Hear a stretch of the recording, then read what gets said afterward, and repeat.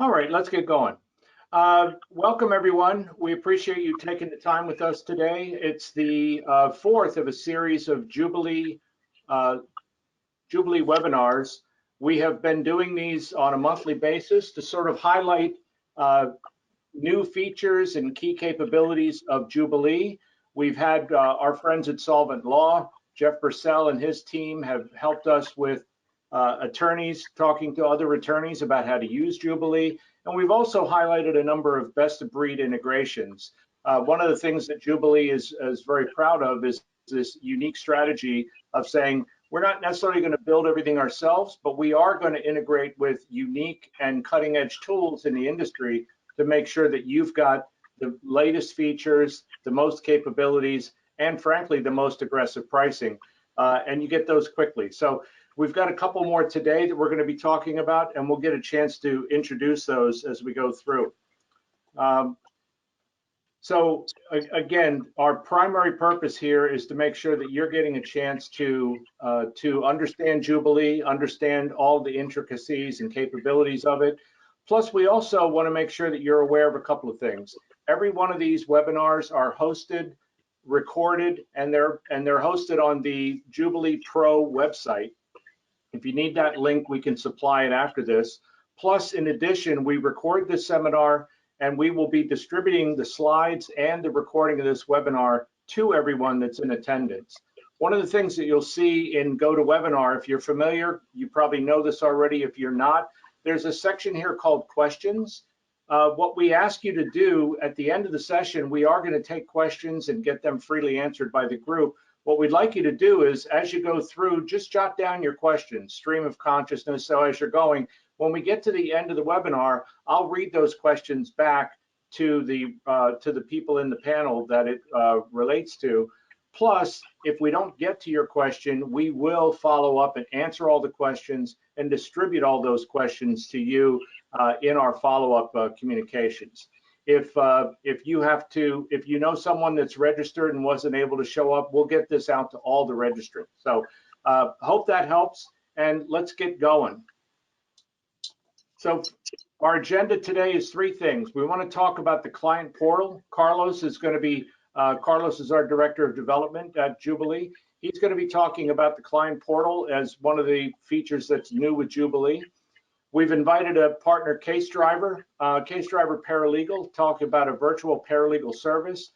He's going to help you to understand what that means and why that has advantages to you and your firm. And another partner, Envoygo, where Larry's going to help us understand about not only financing cases to improve cash flow, but also getting data, leads, and other ways to grow your business.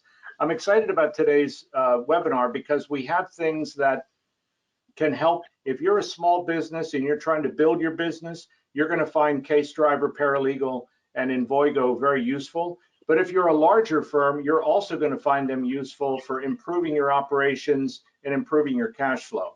So I'm looking forward to hearing the discussion from the guys today. First, let's start with Carlos. I'm gonna let Carlos talk a little bit while I walk through the slides. Carlos is our lead developer in Jubilee, and he's going to talk about the Jubilee Client Portal. So, Carlos? Thank you, Dave. I really appreciate it. Good afternoon, everybody. Thank you for joining us.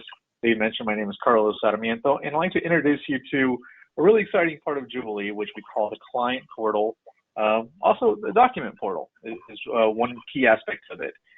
So what this Document Portal really allows you to do is simplify the process of collecting documents from the client. We do that through a number of different ways. One, you can create templates of documents that you would like to collect, easily apply those to each case. We'll send out automated emails reminding the client, hey, you have these documents that are still past due, so we can set up constant reminders for them. And give them a very easy and secure portal that they can upload those documents to as well. That can be accessed either via their computer or even their cell phone. It integrates very nicely with the camera on their phone, so they have statements they need to take a picture and upload. All of that works perfectly into the system. As part of the client portal, we also give you guys the option to communicate with your clients. There is a live chat feature that works within the portal and also through our text messaging service.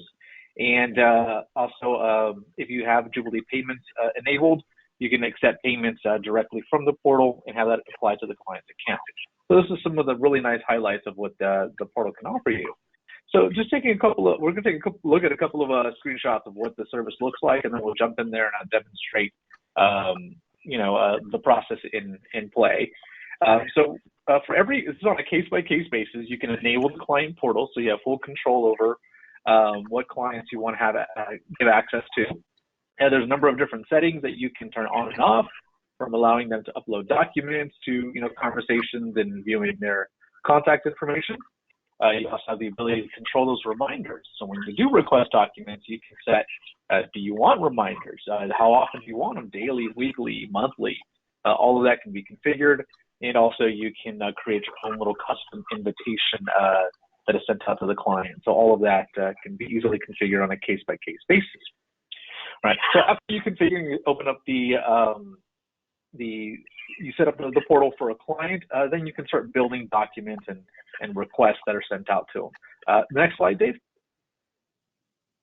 All right, so you can very easily put together a list of different documents. Again, this can be something you do ad hoc per case, or you can pull this in from a pre-created template that you're able to put together yourself. All right, and so you can create your list of documents, and then those are sent out to the client. They get notifications via email or text, depending on how it's configured, and then the client's able to log in and see all of this great information easily accessible to them. So before I go more into what we're looking at here in the screenshot, let's go to the live version, and let me show you what all of this looks like in the real world. So Dave, I'm going to take over the screen. You have it? All right, perfect. And just want to be sure that my screen is coming through. All right, and perfect. Is my screen up, Dave? Yes.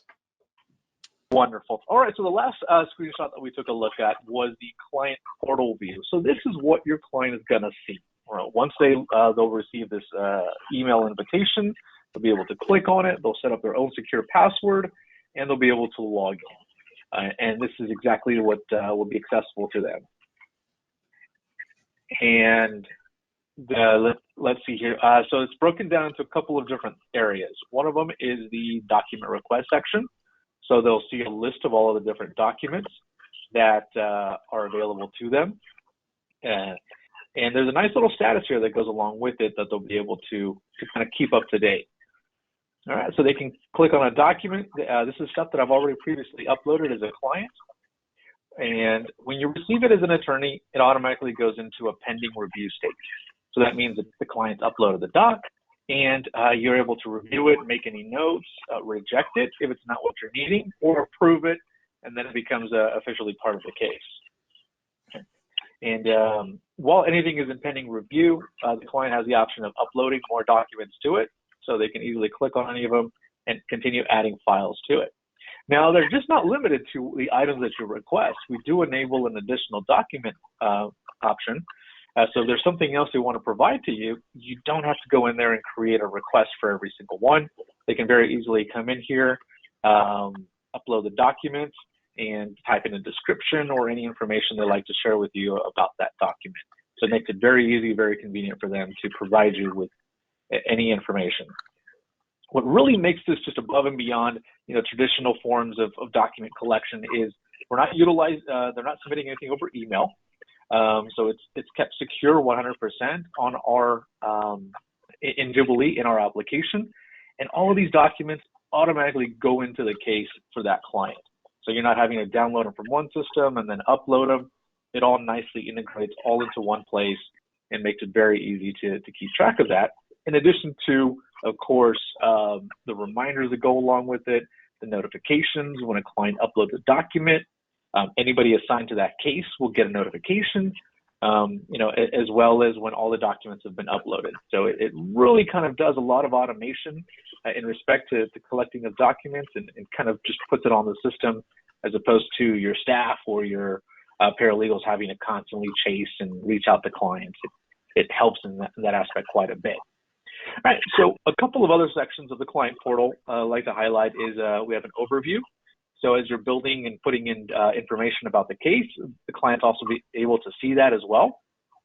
And there's this really nice chat feature that was recently developed, and this allows for real-time communication between yourself and the client. They can easily come in here, ask questions. You can reply to them. It works very much like any text messaging feature on your phone. Very intuitive, very straightforward to just communicate and to converse back and forth with your client. This is another great way for them to come in here and leave little notes or comments, and then you can certainly follow up with them.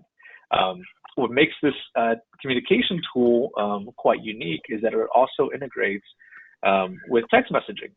So if you have a client's phone number already set up in that case, any messages you send them will also be sent to their phone as a text message. So they don't have to be logged in to see those replies or any communication from you.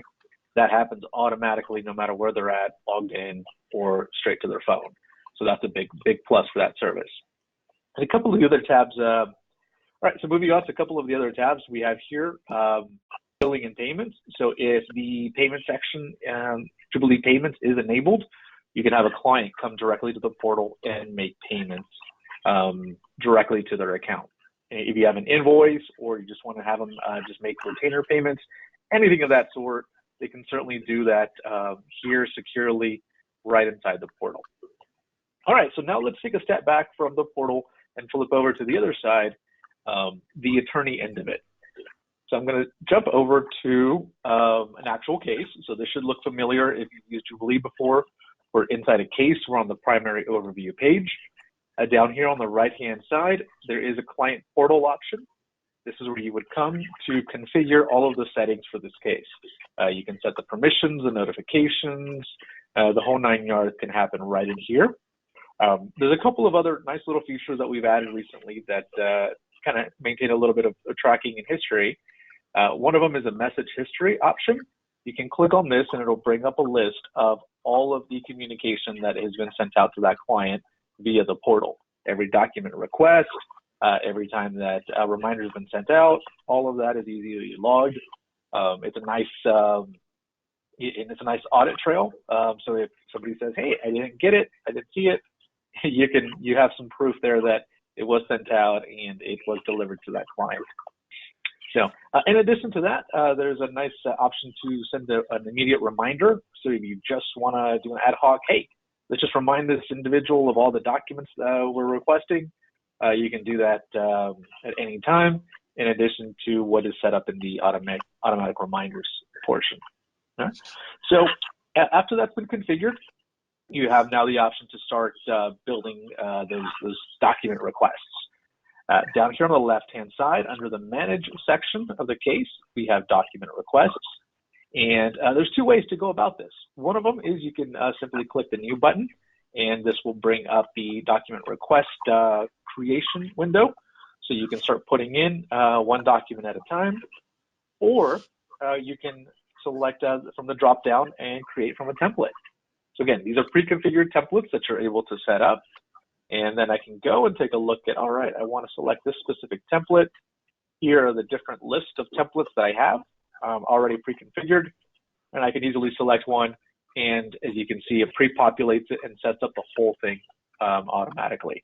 From here, all you would do is just, you would assign this to the client and hit the send and close. And this will create that request, send it out to the client, email, text message. They're immediately notified, and they can start uploading those documents right into the portal. So that is our client and document portal. Really hope you enjoyed it. If you have any questions about it, please feel free to ask, and we can dive a little bit deeper. We'll circle back around as well at the end of the presentation, but Yvonne is available as our hands-on training specialist. So if you wanted more details hands-on, you can simply set up a time with her. And I know she's smiling because her calendar is always full of training sessions, but she does an amazing job, and she can really kind of help you get in there. We do have a series of different document request templates that are available as a sample. So if you guys are wanting a list of, what should I be requesting or what are other attorneys using, please do ask, and we can set those up in your account so you have something as a starting point to build off of. All right. Well, thank you so much. Back to you, Dave. Yeah, Carlos, just while we're switching back here, just as a reminder, this is included as part of Jubilee, right? Oh yeah, absolutely. You're right. There's no additional cost for this service. As long as you have an active Jubilee subscription, you'll have access to all these features. Okay. Thanks, Carlos. We appreciate it. One of the things that we've really tried to focus on here is, and I use this slide a lot. This is the array of different customers or different partners that Jubilee is integrated with in various different ways. And we've highlighted the two here that we're going to talk about today. We're very fortunate to have Heath Isaacs with us, who's in charge of not only an attorney in his own right, but also is responsible for starting and creating the CaseDriver Paralegal program that he's going to talk to you about. And Larry Friedman, who's the founder and one of the principals at Envoygo, to talk to you about funding, data, leads, and coaching, the whole array of things that are happening at Envoygo. Before we go into that, we wanted to post three quick poll questions to you if we could. So Yvonne, if you could kick off the first one. We'd like to get your quick answers to this. We'll just do about 15 seconds per question and see if we can't get those out here. Do you want to do it, Yvonne, or me? I got it. Okay, so our first poll question is, we're just curious about how much time do you spend collecting documents? We were curious, we'd like to see what your thoughts are. On a case, do you spend 1 to 2 hours? Maybe more than that, 2 to 5 hours, or is it really a burdensome process? It's over 5 hours. It's for a typical case. If you have an opportunity to answer that quickly, we'd love to get your thoughts. And we have it looks like most everyone is either in the 2 to 5 or over 5. So it sounds like, and I've heard this before from many attorneys, that collecting documents, particularly documents from clients, can be very difficult and challenging. We appreciate your involvement on that. We are going to wait just another couple of seconds here. And let's go ahead, Yvonne, to the second poll question. So on the second poll question, we're curious to know, how do you go about collecting them? People have various methods. Some people send out emails and look for an email attachment. Others send text messages to their clients. Some will use an online portal. Now, what Carlos just showed you is an example of an online portal. There's many other products that you may be using. So we're curious about whether you're using online portal, email your clients, texting your clients, or whether you may use some other method that we hadn't really considered here. Just curious as to how those work out. We'll wait about another 10 seconds or so for people to submit their responses. We appreciate that. While you're submitting those, I just wanted to send a reminder that we would appreciate, as you come across questions or things that you want to discuss or you want us to bring up later in the program, please do enter those questions in, and we'll be getting to those at the end. So Yvonne, let's go ahead and move to the third question. So the final poll question we had here is about financing. We wondered, have you ever considered financing your bankruptcy cases? And that may mean, yes, I have, I ruled it out. No, I did, I'm interested, but I've never tried it. This is a simple yes, no. We're really trying to find out how commonplace is the concept of improving my firm's cash flow and my growth prospects by financing a bankruptcy case.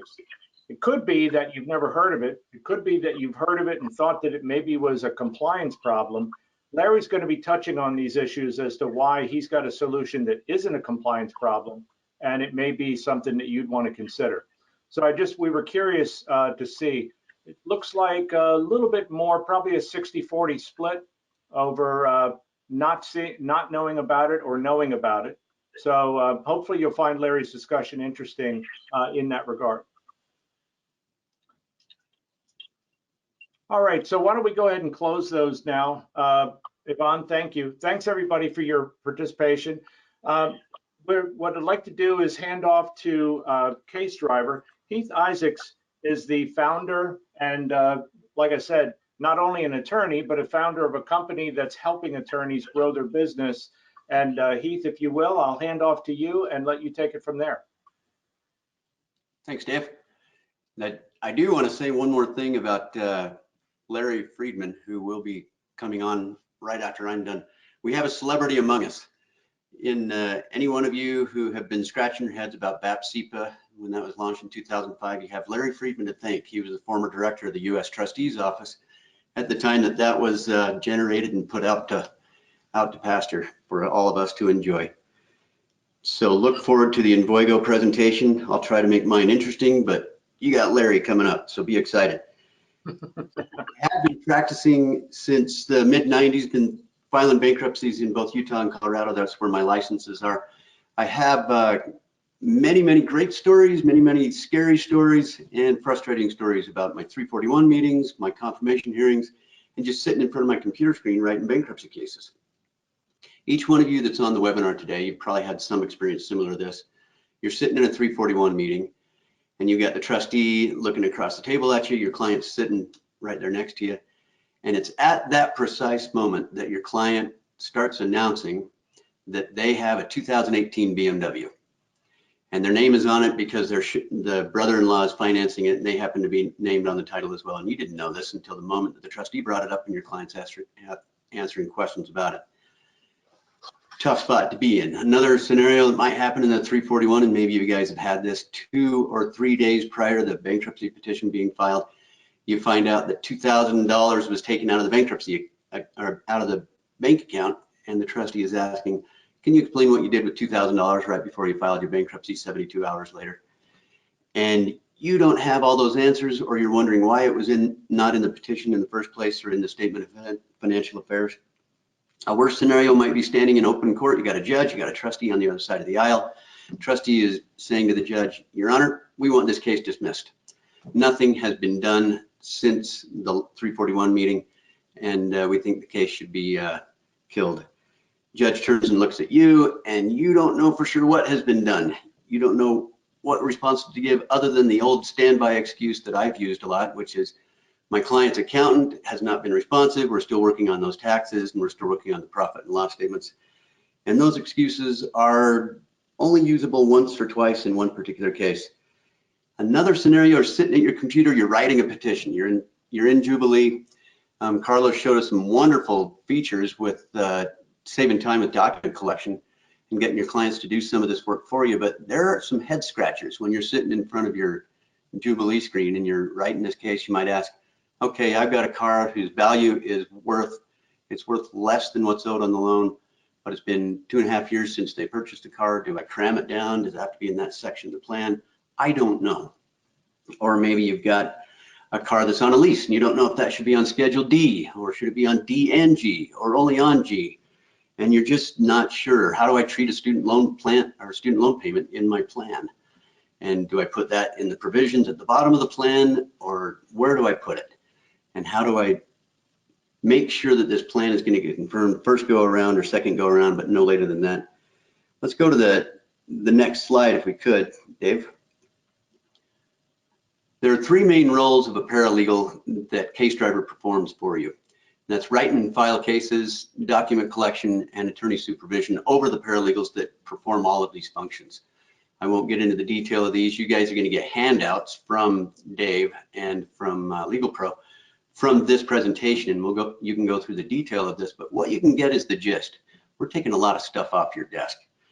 And most importantly that I want to hit on from this list is down at the bottom. It's not only myself, but other attorneys who supervise these paralegals that are working for you. And then another important piece of this is when you get a paralegal assigned to your firm from us, you get that one person. You're going to start building a relationship that can last for years. We have customers that are decades old, and the collegiality and the relationship they have with that paralegal is pretty profound. Let's go to the next slide. Let's talk about workflow. In a Chapter 7, you'll see on the left what the attorney's role is in a Chapter 7, and on the right what that paralegal's role is. Our position is to take everything on the right off of your desk. and also make it more affordable and make it a cost that you only incur when you actually have a case to work on. So you're not paying that person sitting at that desk in the top right corner of your screen every day, even though you may not have a bankruptcy case. Let's highlight a couple things that we see on that list. Again, you'll get this in a handout, but the client intake form, that's done by our staff in a live meeting with your clients. So we will conduct the client intake, and then immediately during that call, at the end of it, we solicit a signature, we save that to a PDF. You've got that one blanket of insulation that's in addition to the signing of the petition that protects you from the data that the client is giving us, in case something is discovered like that 2018 BMW. We also get the signature on the statement of financial affairs, and this is all done in Jubilee. So you have a Jubilee account right now. You're going to keep that account. Our paralegals log into that account and write the case for you. You'll see everything you need to see as that work is being performed. And then finally, let's highlight down at the bottom the 341 meetings. We send all the documents to the trustee. We log into their portal for you. We upload in whatever format they need. We do the redactions from the taxes, redactions from the W-2s, and we give the trustee what they need well in advance of the 341 meeting. And then we prep your client. We get your client ready for that meeting so they know exactly what's going to be asked and how to answer those questions. And you can see on the left, you're going to do some important things for us, though. You're going to approve our filing before we file. And you can choose whether to be the party that sits with the client when they sign or have us do it, and then you approve beforehand. But then let's go to the next slide and look at how Chapter 13 draws some distinction to Chapter 7. So let's look at the post-filing timeline that drops from top to bottom. Before we go to the 341 meeting, there are a lot of things the client needs to do. And they got to make their plan payments. We got to deal with secured creditor obligations and make sure that client is not making their car payment when the car payment is now going to be part of their plan payment. Happens all the time. Or they aren't making their mortgage payment because they thought for some reason, hey, if I'm in bankruptcy, I don't have to make my mortgage payment anymore. I just make one payment to the Chapter 13 trustee. And unfortunately, it's not that uncommon to have that occurrence. When you use a CaseDriver Paralegal, you gain access to more than what Carlos described as one of many, many, many features that reside in Jubilee, but you also get access to CaseDriver. You get a username and a password. When you log into CaseDriver, you're going to see some pretty intense management of all of the post-filing behaviors of each one of your cases. The most prominent and hard to manage is Chapter 13 behaviors. You got claims coming in, you got objections coming in. Our paralegals go into CaseDriver and they log every objection, they resolve those objections, note how they did it, put a date stamp on it. You print that list, you take it to that hearing. And the scenario I talked about just a minute ago, where you're standing in open court and the trustee says, nothing's been done on this case, you can pull out the document and say, actually, on March 13th, we uploaded the taxes. And then on April 17th, we filed the amended budget. You got everything with great detail. And that has paid off in so many scenarios for our customers when they're standing in open court. Let's go to, before we go to the next slide, if I may, Dave. Yeah. I'm gonna hit on what I believe. We all sat in law school, right? And we learned Pennoyer v. Neff in civil procedure, and everyone remembers that case. Hasn't helped us ever since, but what a great case. What we did not get taught in law school is how to run a business. And if I could have done it over, I would have gone and taken some business classes on the other side of campus when I was sitting in my law school classes as well that same day, because it takes a learning curve. When we are running our practices, we have three functions that we should be performing primarily as attorneys. Practice law, go to court, hammer our fist on the table and make arguments. And number two, grow our practice. That means marketing. That means figuring out how to advertise, branding ourselves. And then number three is bookkeeping, handling the money, making sure that we're balancing and finding a profit. Let's go over to the next video if we could. So bearing in mind what those roles are and what we're supposed to be doing, managing human resources is very, very cumbersome. And we're about to see what can happen in a law practice when we get an average of about 10 cases per month. Now that's a pretty healthy practice actually. For some of you, you might be getting fewer. Some of you might be looking at 15 to 20 cases. And it looks like, Dave, the video is not moving forward. Oh, There we go. well, All right. I do apologize. I thought it was. Nope, we're good. I think that we're getting it now. So, all right. So keep in mind those three things I talked about. Here's the average firm. We got 10 cases coming in. What happens when we have 10 cases coming in? We're going to get a whole bunch of work that's assigned to each one of those. A lot of duties. What we've identified is that the average set of duties for a particular case is about 17 of them, all the way from your initial consultation to discharge or confirmation. And in a Chapter 7, it'll take between 10 and 20 hours to get all of those done.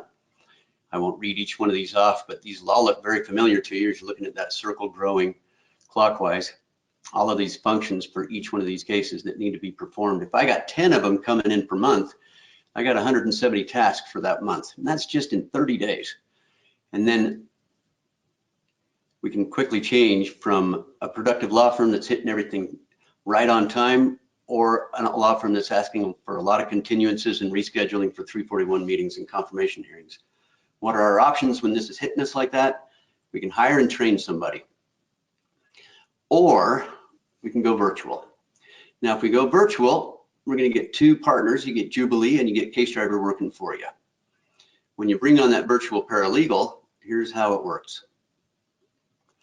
The virtual paralegal is going to take the huge majority of all of those 17 tasks that I just identified. Now watch as they get absorbed by us and taken off of your desk. And keeping in mind that as each one of these tasks are leaving your desk, what you have time now for is those three main things I talked about: practicing law, analyzing cases and facts, growing your practice, and your bookkeeping, keeping your bottom line right. So you're left with about 3 hours of work per case on a Chapter 7. It's going to be a little bit more than that on a Chapter 13. And the rest is your time to grow your practice. Let's go, before we go to the, well, here we are. Let's talk about the pricing. What does it cost to, go ahead. You're good, Dave, thanks. Sorry. So what does it cost to use CaseDriver Paralegal? And hey, isn't this great? What is it going to cost me to do it? Between 10 and 20 hours is what we anticipate is the number of times you touch a Chapter 7 case, whether it's your hand or whether it's the paralegal's hand or the secretary or receptionist's hand, from that very instant when they first call all the way to the point of discharge, between 10 and 20 hours. On a Chapter 13, we're looking at between 20 to 40 hours on a Chapter 13, depending on its complexity. Our costs are listed right there. While you're looking at those costs, there are two really important pieces that I want to point out. We're running a practice. A practice comes with risk. When you're telling a client, yes, I'll be your lawyer, I will represent you in this case, and then you say, pay me $2,000 or $1,500 for a Chapter 7, they may not pay you until 2 weeks from now, 3 weeks from now. But the one thing you do know is you want to get paid before you file, right? Or you may go into a zero down scenario, which Larry's going to touch on here in a minute, which makes it so you can still have a cash flow and attract more clients when you market because you're advertising for zero down. But either way, our mantra with you guys is we do not want you to pay us with other clients' money. If we're working on the Stevens case, we want you to pay us with Stevens money. So look at that last section up in the top right where it says paid after trustee recommendation. You can see that $450 cost for us to confirm your Chapter 13 plans is you don't incur that cost until you got a trustee saying green light on this plan. It could be 2, 3, 4, 5 months down the road before that money is even due because we want it to come from that client's revenue for you. The other bottom line denominator on all of this is you do not need to pay a paralegal unless you also have bankruptcy revenue. So for those months when you don't have that revenue, December, November, oftentimes even in June when summer begins, you don't have as many filings, so you're not paying. But if you have a full-time paralegal, you are paying. Let's go to the next slide.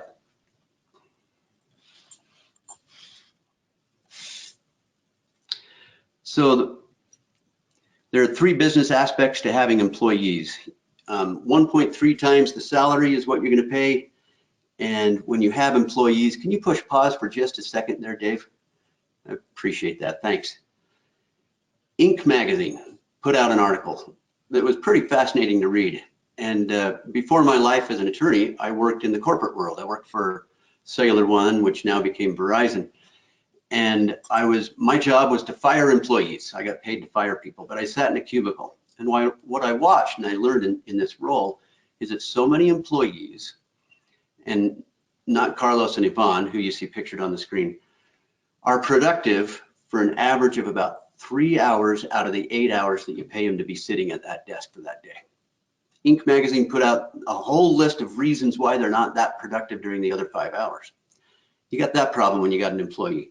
The other problem, you got an employee, if I'm going to pay a paralegal $40,000 or $50,000, which is about $25, $24 per hour, I need to take that number and multiply it by 1.3, and then that's going to compensate that person for the full salary.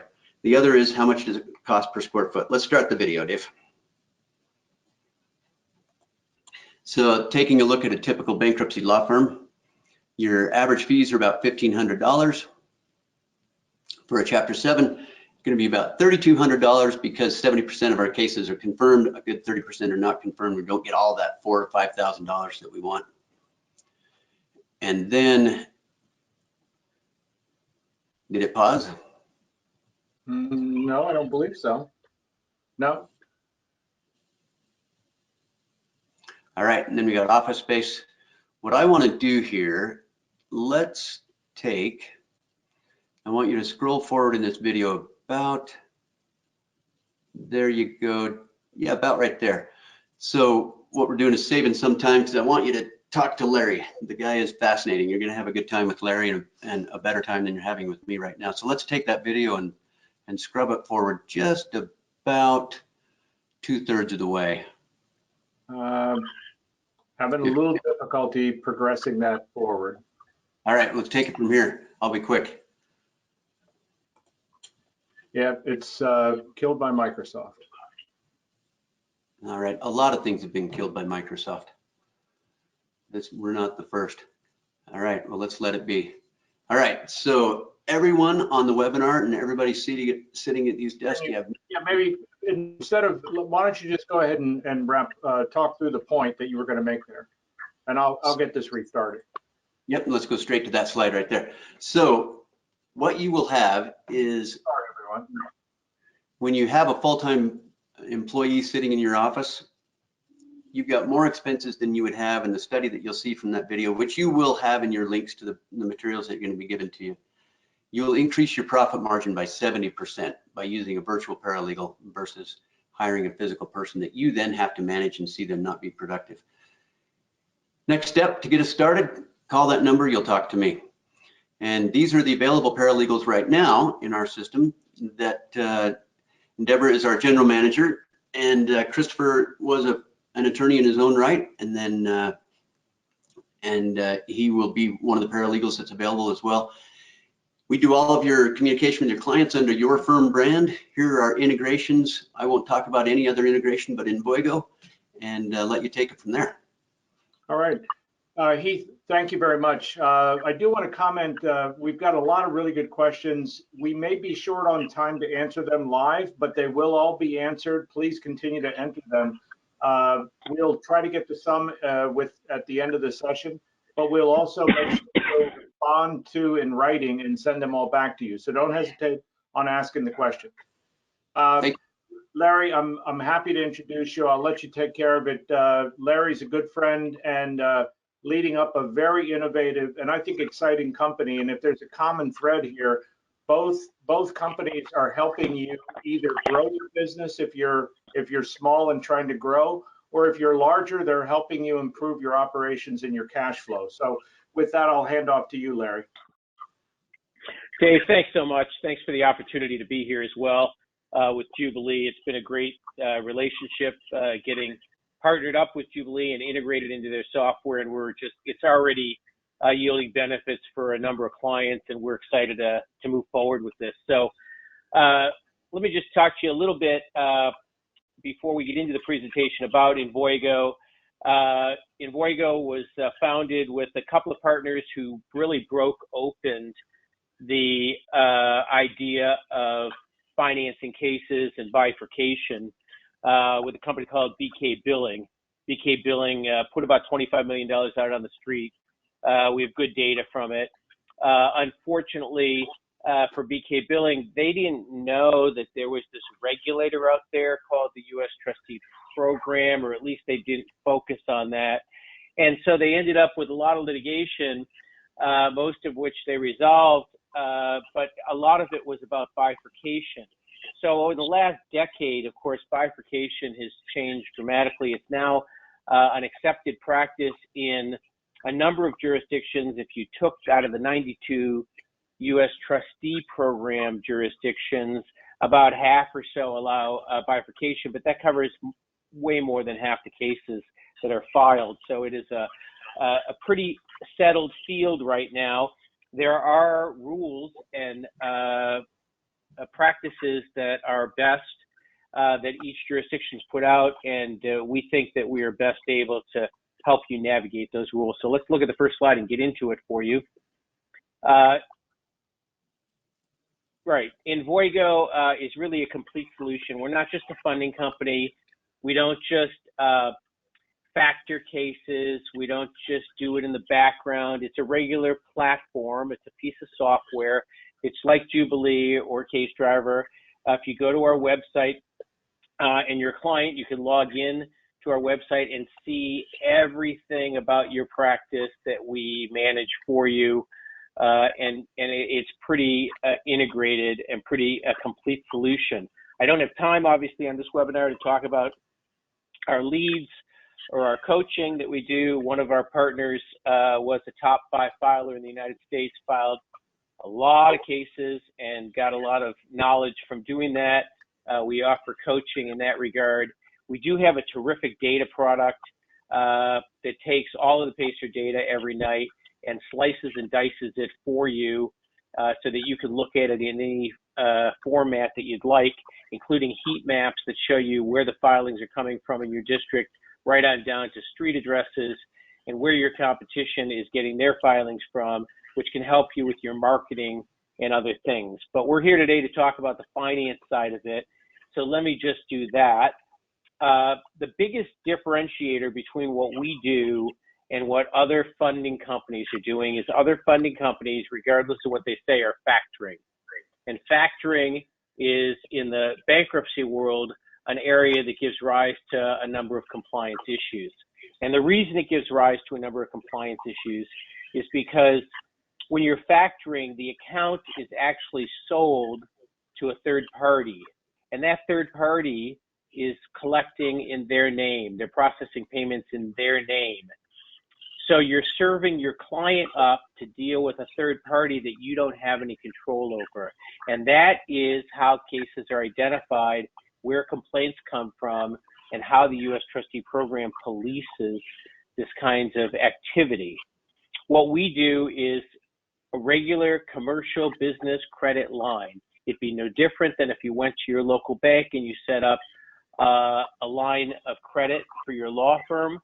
And the way we set up our line of credit is the only recourse we have is on the contracts that we fund. So what this does from a compliance standpoint, because we're lending the law firm money based on the number of contracts and the amount that they're carrying and financing with us,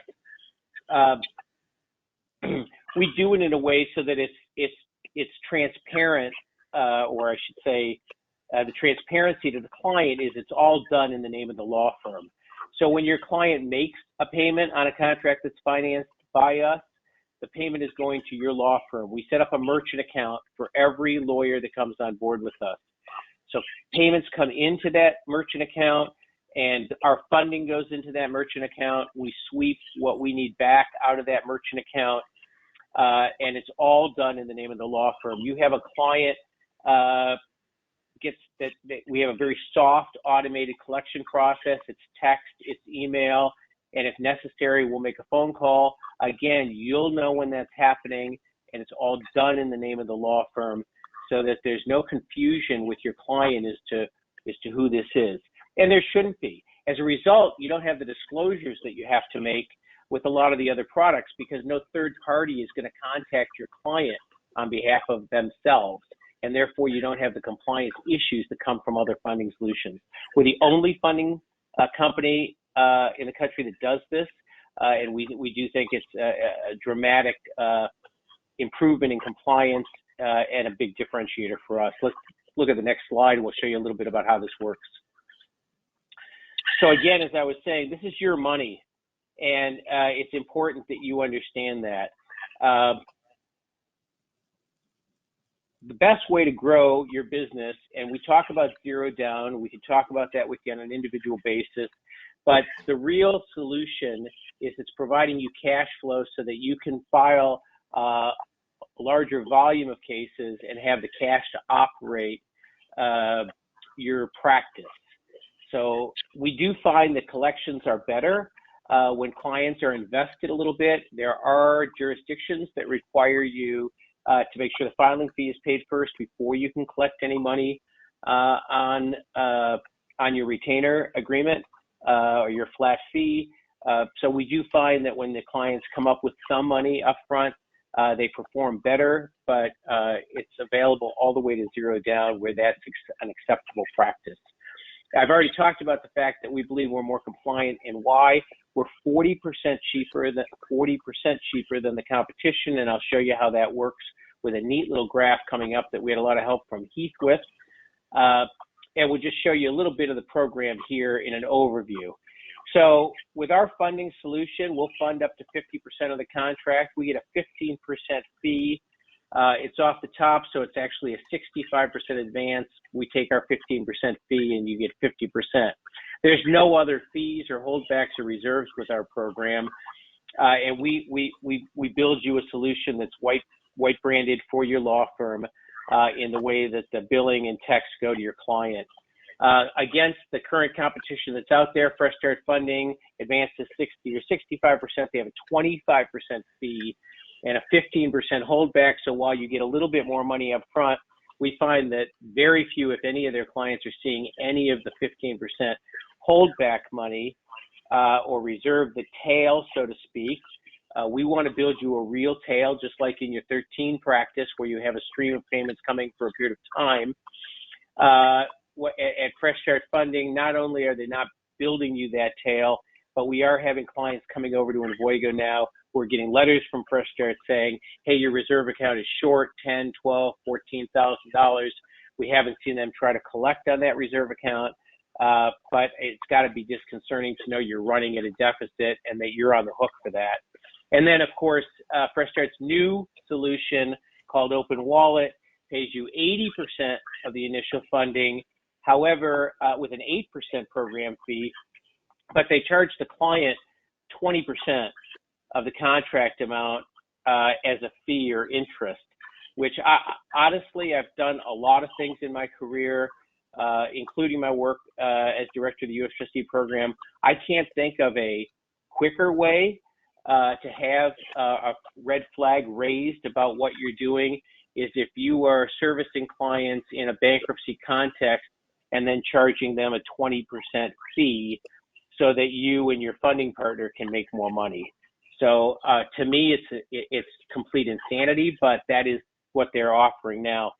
Again, with our software, you get a lot of analytics from us. You get access to me and to Sean, one of our partners there, who built a huge practice doing funding and now works with us full-time, having founded Envoygo with us. So we're excited about it. Let's take the next slide here, Dave.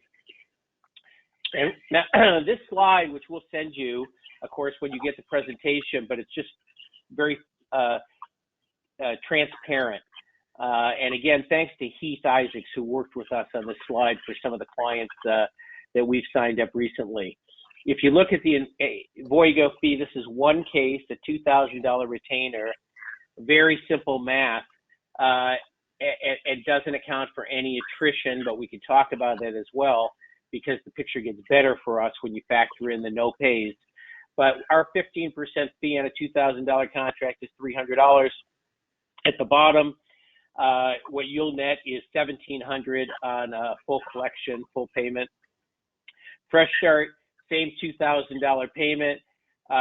You actually only net $1,500, and it's because the fees to Fresh Start are more. And then, of course, the new solution, again, your client pays $400 more so that you can make $340 more over their other solution. And again, they've increased their share and their revenue off of it. I'm fascinated to see someday, the day will come, I'm sure, where they're going to have to explain to somebody how you could serve your client up to pay $400 more so that you could make more money. I don't think we need to say any more about it. Our process is simple, it's compliant, and it's transparent. Let's take a look at the next slide. So signing up with us is relatively simple process. You see a replica of the button you can see in Jubilee, which is a lot of people are clicking on. We're getting a lot of calls scheduled from that. That button where it says fund this case with Envoygo takes you to a landing page at Envoygo. If you're already signed up with us, you can sign in directly from that link that comes up. You can go into our software, create an invoice. It adds a client automatically. And be in and out of there, go back to putting your case together, or you can come back to us at any time. Doesn't matter to us, but it is the beginning of our integration with Jubilee, which we expect to grow as we build this product out. It's pretty simple as far as underwriting goes. We look for a cash flow. We don't have underwriting requirements that are based on income, because it eliminates a lot of people who are on Social Security who are really good people who really want to do the right thing. But if you look at their income from Social Security disability and you look at, what your underwriting requirements would be, you'd say no to a lot of people who are perfectly good payers. So we're looking for the payment stream. We're looking for contact information. We're looking for your post-petition agreement. Again, that's your post-petition agreement. We don't tell you how to practice law, just like your bank wouldn't tell you how to practice law. It's your practice and your money. And then let's look at the last slide here, Dave. 2 slides, I think, to go. The financing process is relatively simple, but we go to this last, you'll get all this, that you can look through it. But again, it's very simple process. You sign up the client, you upload the retainer agreement to us. It takes us about 24 hours to turn it around. We fund directly to you, and our automated system takes care of the collections. And this last slide, Dave.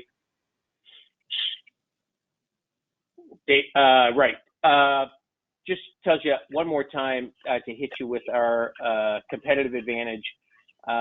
You have one of the top filers in the United States. You have the former director of the U.S. Trustee Program. You have the former creator of the Target credit card, who is the person who brings the expertise to us on collections. And you have the IT folks from that built the BK billing solution originally. So we probably have more experience than anybody in the industry. We're incredibly efficient. We've put all of these things together to give you a complete solution, enhancement to what it is you're doing in your bankruptcy practice. And it's in a technological platform that's simple and easy to use, like any other piece of software. So we're available. Click on our website, click on Jubilee's website in particular, on the Envoygo button. You'll find you can schedule a call with myself and Sean or Sean. If you don't want to talk to me, you want to talk to Sean because you want to talk behind my back about what the program's done to you, no problem. But we're happy to talk to you about anything in your practice, and we look forward to working with Heath and Jubilee and continuing this partnership, which has just been terrific so far. Hey, Larry, thank you very much. I appreciate that. A lot of valuable information in there. Sorry that we pushed you a little bit on time. Larry's a wealth of information, could talk to you at length about how the regulations have changed and why some of these previous solutions do face some compliance questions and why Envoygo is different.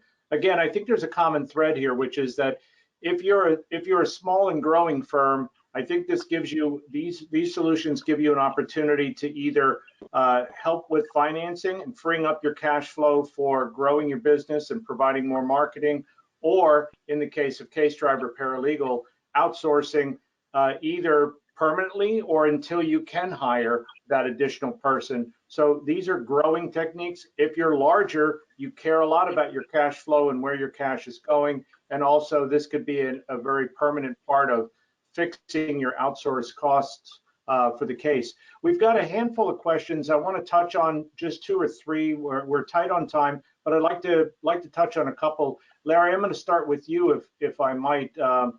We have one question here that says the expenses, costs of title searches, comparable sales, etc., that may run into hundreds of dollars on top of that $2,000. They were wondering whether those costs are included or how do they play into the filing or the financing, that is. Sorry. Yeah, so we'll finance based on the total contract. So if your contract is a $2,000 fee and you get $300 or $400 in other expenses, it's a $2,400 contract. I would look at it that way, and we'll finance it based on that the gross amount of the contract. So then your 2,000 was really just to present an example of not to sort of limit anything about what you do or can do. Oh Lord, no. We'll look at any contract from $500 to $5,000. And Heath, there was a question that came up about your CaseDriver Paralegal. Let me see if I can find it. Sorry. It was sorry. Oh, how can we pay after the filing, but need the work done pre-filing? Just can you restate that when you're paying for things and when you're delivering services to ease that concern of some of the attorneys are wondering, how do you guys actually do work but get paid later? Okay. So there are 2 answers to that question. One is driven by what Larry just talked about, which is a zero down case. You're not getting paid until after filing either. And we put off that first bill that we send to you in that scenario, the zero down scenario, until 30 days after the filing is when you first pay us. That way you have revenue from that actual client that posted from Envoygo. Maybe it posts a little bit earlier, sooner than those 30 days, but we don't bill until you've got money from Envoygo. The other answer to that question for a client who's paying everything up front, not using a zero down program, if they're paying everything up front, then we bill you after we file the case. So during the 2 or 3 days right after we file the case, we'll bill you for the work that we did putting that case together. And I think a footnote is we're not sharing fees, even though I'm a lawyer. You're just paying us just like you would your paralegal. Right. We're just yeah, it's a good point. Thanks. Hey, Heath, I'm sorry, Heath. Larry, I want to sneak in one more for you because I think this is important because you and I have talked about this privately. What happens when a client fails to pay in an Envoygo contract? Yeah, it's a great question, and it really highlights the difference between a factoring arrangement and us being your back-end business line for your firm. Look, it's your money, and it's your decision as to what to do about it. If a client falls off and our soft nudging doesn't get them to make a payment, we may make a phone call to them, calling from the law office of Heath Isaacs, just want to know, what your plan is with regard to this payment.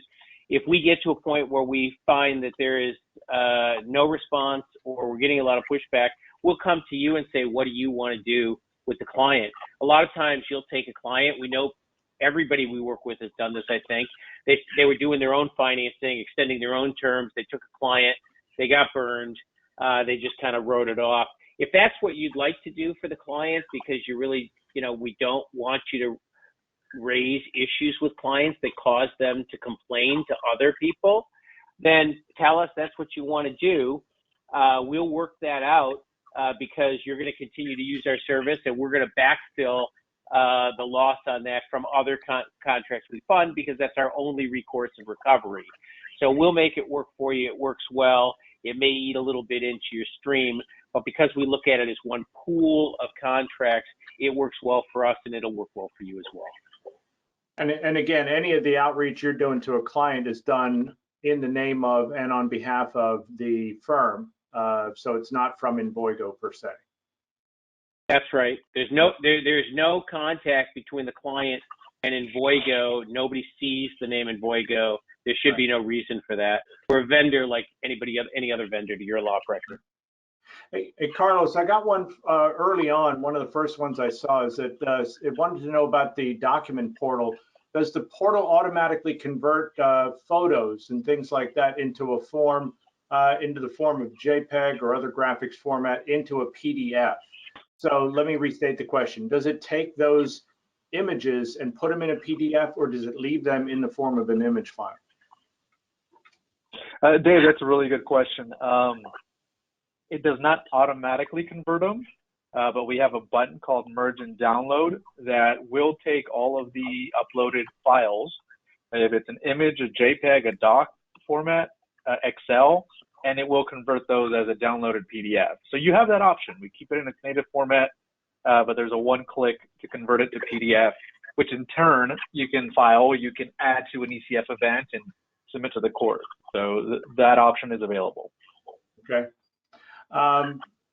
And one other thing, Carlos, can you give a quick description of what it looks like? If you're a client, what is it that you're seeing? What does the client get as either an invitation or whatever? What does that look like to them?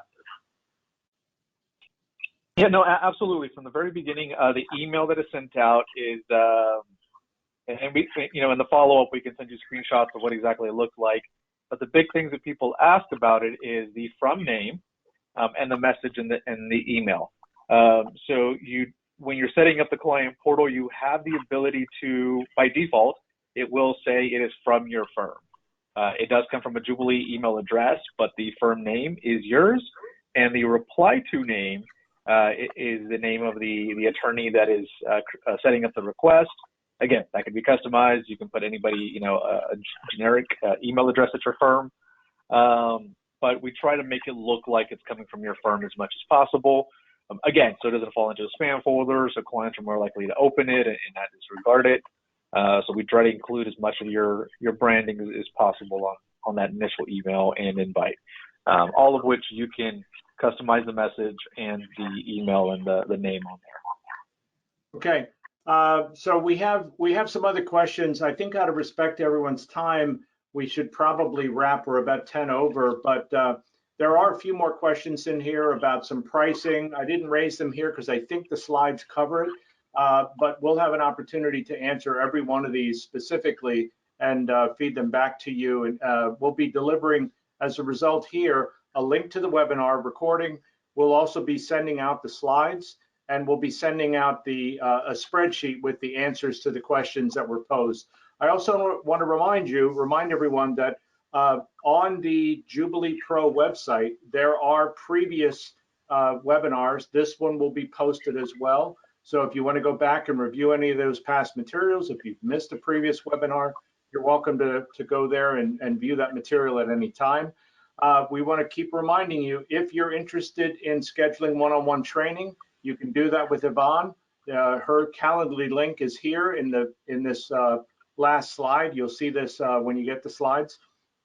And if you're interested in Jubilee itself, feel free to contact Nate at nate@legalpro.com.